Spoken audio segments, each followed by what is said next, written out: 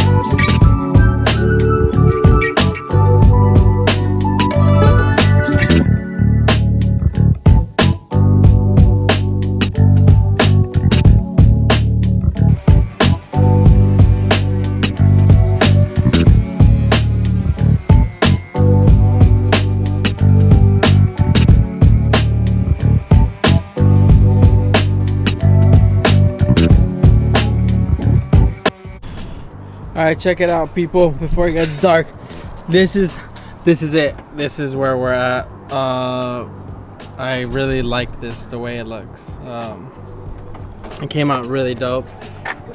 We added a little bit more to it, but look at that. Amazing, grandiose, fabuloso. This shit looks dope. Like, you just don't know. You just don't know right now, because the gray really blends in really well. But this is where we landed for the day, and I think this is where it's at. This is the final. This is it. Like, no more touching up, nothing. That's it. Damn, bro, this shit looks sick.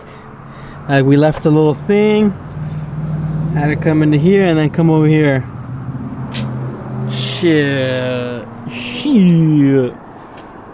This shit looks sick. Damn. Dope.